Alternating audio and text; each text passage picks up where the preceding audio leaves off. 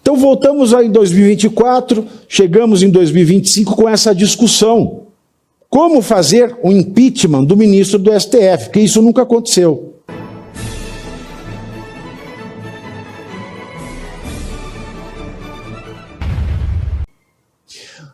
Então voltamos aí em 2024, chegamos em 2025 com essa discussão. Como fazer o impeachment do ministro do STF, porque isso nunca aconteceu. Porque nessa lei 1079 de 1950, existe uma diferença de trâmite, de processo de impeachment. Qualquer um do povo pode fazer uma denúncia de crime de responsabilidade contra as autoridades que estão na lei do impeachment. O presidente da República, o vice-ministros do STF, o PGR, por exemplo. Qualquer do povo pode peticionar.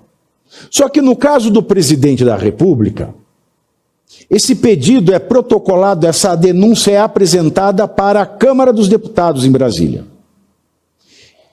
E o presidente da Câmara dos Deputados em Brasília faz o chamado juízo de admissibilidade. É ele quem pega a denúncia, lê e fala: isso está de acordo com a lei do impeachment, portanto, vamos começar o processo de impeachment. A lei 1079 de 1950 não dá esse poder, esse grande poder ao presidente da Câmara dos Deputados. Mas, uma vez que ela desenha o processo do impeachment em linhas gerais, ela entrega à Câmara dos Deputados a regulamentação dos detalhes desse processo e o regimento interno da Câmara dos Deputados.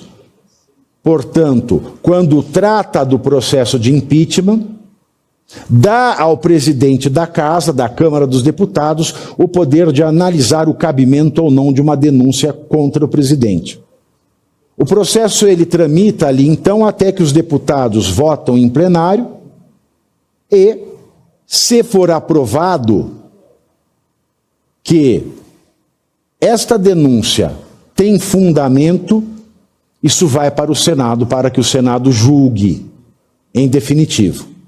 Já quanto ao ministro do STF, da mesma maneira, qualquer do povo pode apresentar uma denúncia, só que ele deve apresentar ao Senado Federal.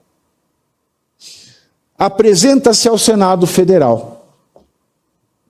Mas, diferentemente do que acontece na Câmara, o regimento interno do Senado, ele não diz que o presidente do Senado tem o mesmo poder que o presidente da Câmara dos Deputados. Até mesmo porque a legislação, a Lei 1079 de 1950, ela diz que a denúncia ela deve ser lida na sessão plenária seguinte à do protocolo. Ou seja, a mera leitura ao plenário de uma denúncia apresentada, ela é obrigatória.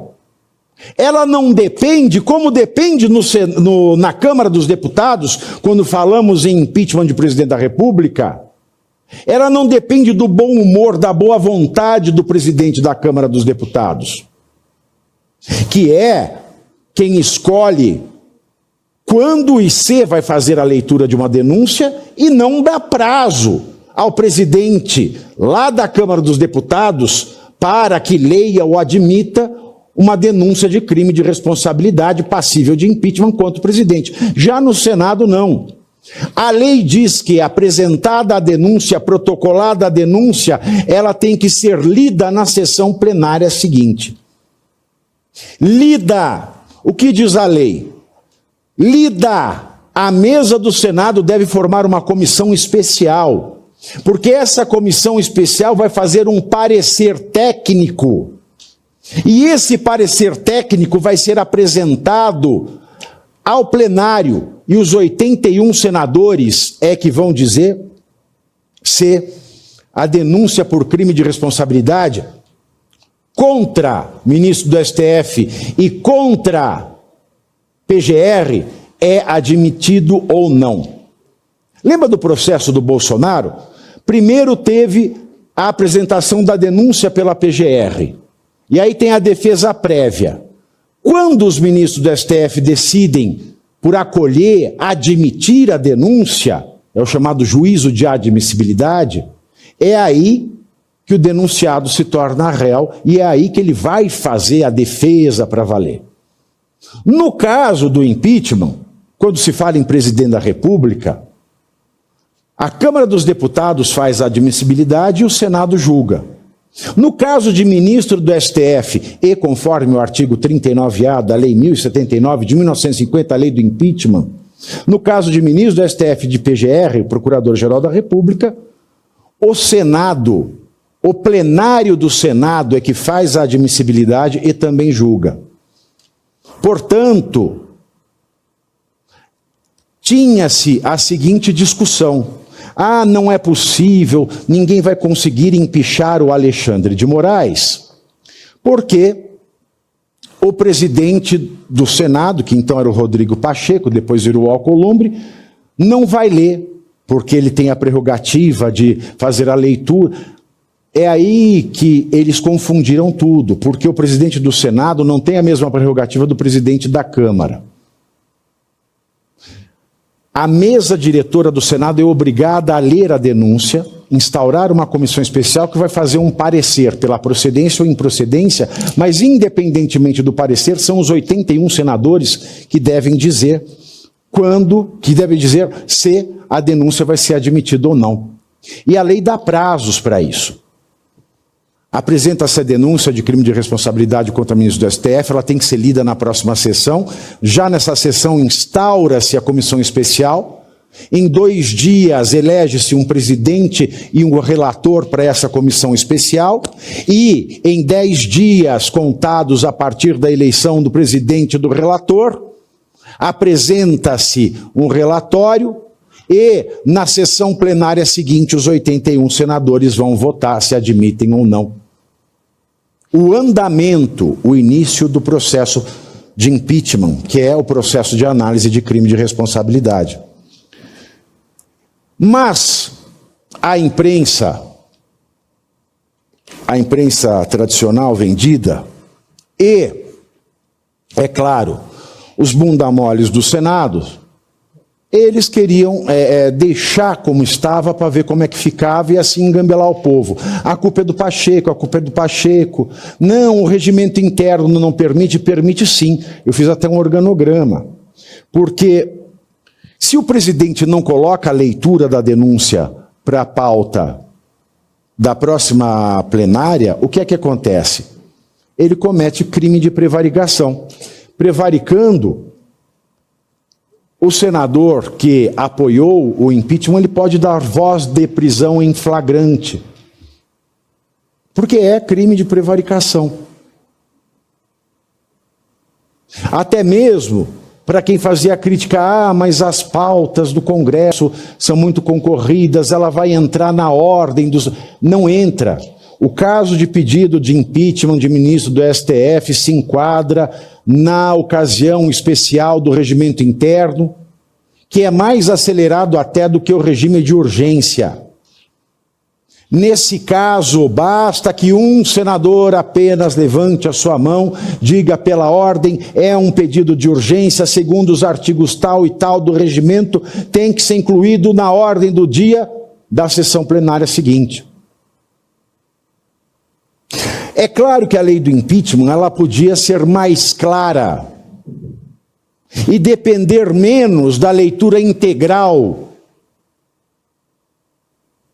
e da inteligência de uma leitura conjunta entre Constituição, Lei 1079 de 1950 e Regimento Interno do Senado. Isso facilitaria muito as coisas. Mas acontece que começou-se a desenhar uma lei para que definisse um prazo mais claro, etc. e tal. Aquela baboseira é ao invés de fazer o que a lei atual manda. Isso ficou parado, isso ficou esquecido, porque se no final de 2024 havia no Senado 41 senadores dispostos a empichar o Alexandre de Moraes, esse número caiu para 35. Esse número caiu para 35 ao longo do ano de 2025. Como se viu, com a aprovação do Paulo Gonet, porque o Alexandre de Moraes não seria nada, não condenaria ninguém, não fosse a dobradinha com o PGR. Então, aqueles que estavam dispostos a empichar o Moraes pelos motivos do abuso este também cometido pelo PGR, já não existia mais esse número e o assunto morreu de vez. E você aí já está preparado para ter todos os argumentos para dizer que Marx não foi um cara legal, para dizer que o comunismo não é um lugar para diversidade, para desmontar essa grande fake news histórica da esquerda, que é repetida por nossos professores de história, de geografia, de sociologia, que é repetida nas universidades, que é repetida nos livros. Está preparado para dizer por que Marx não era um cara legal e por que todo marxista raiz também não é, e por que o comunismo é terrível? Você já leu Nos Anais de Marx? Pois é, aqui nesse livro você vai encontrar tudo o que você precisa saber para responder aquele sabichão que diz que Marx é um cara legal, pois não é. Leia agora Nos Anais de Marx, a trolha do comunismo transviado para encaçapar idiotes, à venda em todas as livrarias do Brasil, pelo site ou nas lojas físicas. Não deixe de ler.